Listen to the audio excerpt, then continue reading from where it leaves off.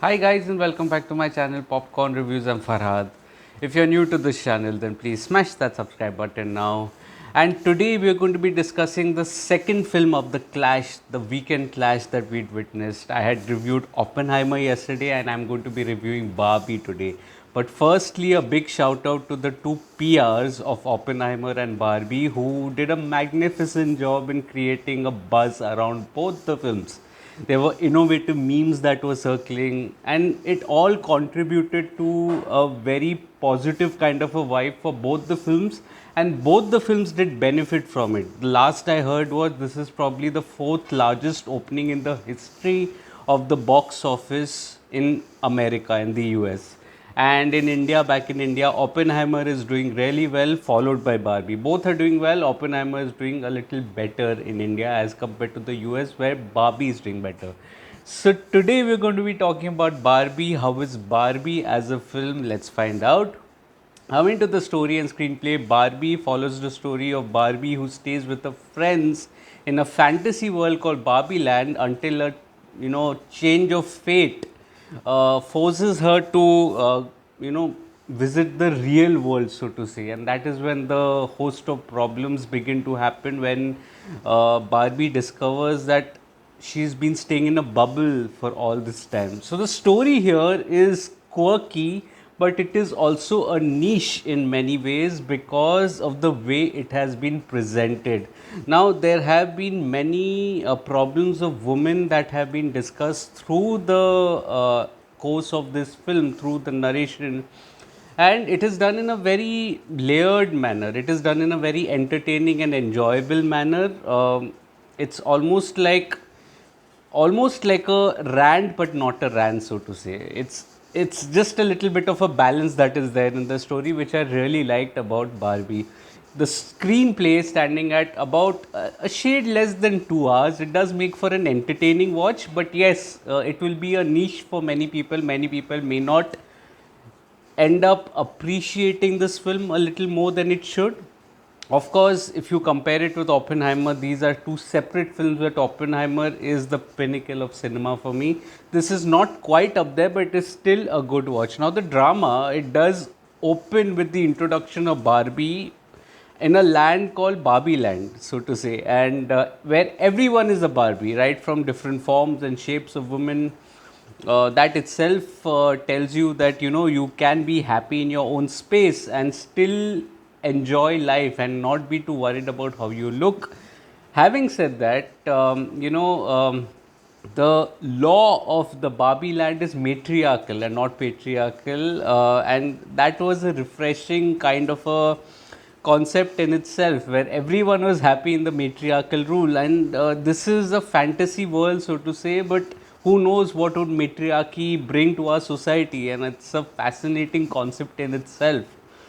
Having said that, the twist of fate pushes her into the real world, and that is when she starts noticing that the real world is not something that she would have imagined or thought of when she was in Barbie Land, and that is the basic premise. The proceedings are very interesting, engrossing.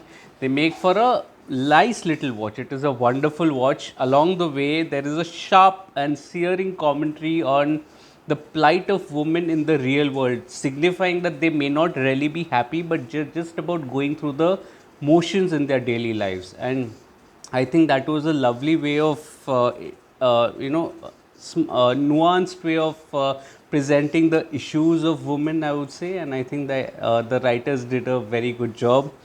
The final act, though, it does lead to a lot of chaos when, firstly, I'll not reveal too many of the details, but it does lead to a lot of chaos. And there's also a Karthik Aryan isk monologue that is there at the end, not as long as that in Pyar Ka Panchnama, but yeah, this is from the other side of the story, and it did make for a hilarious outing as well. So, all in all, the screenplay here did make its mark definitely for me, although I would still say it is a niche. Now, coming to the technical aspects, the dialogues, the music, and the screenplay, and the direction rather, the dialogues are frivolous, they're frothy, they're light weighted, and they're almost like too glossy in their appearance, but at the same time they make a mark when they actually, you are willing to look a little past it, little deep dive into it. That is when it makes its mark. The music is outstanding. I really enjoyed the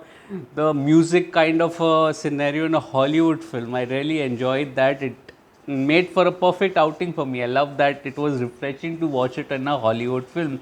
The BGM also makes his mark. The cinematography is outstanding, and also one shout out to the art design with different shades of pink that fill your screen. I think that makes for a nice little ambience for the drama. I really like that as well. Now, director Greta Gerwig, I think she's a fine young director. She's made Lady Bird and she's made some other films as well. And Little Woman, I would say another film of hers was there. Highly recommended these two. And she does a wonderful job with a quirky kind of a subject. Yes, there are areas in which the drama does get a little serious with respect to the messaging of the film, and that was required as well given the frivolous nature of the drama. And I think she managed it very well, balanced it very well, and the idea of matriarchy was really the highlight of the film. I really liked that, enjoyed that idea, along with giving a message that all girls are pretty in their own way.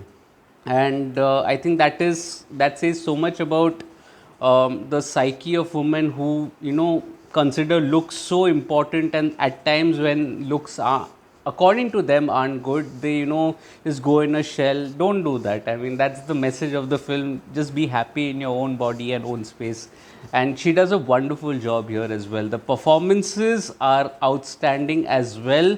And in a female oriented film, it is Ryan Gosling who gives the performance of the film for me. He was outstanding. He was quirky, he was goofy, he also had shades of grey. I think he did a phenomenal job as an actor. Margot Robbie also was outstanding in her performance, looked very pretty, and did a wonderful job. So, overall, Barbie isn't plastic. She's fantastic, is all I would say. It's a wonderful film. It's a glossy representation of matriarchy with dollops of frivolous humor and a lot of pink.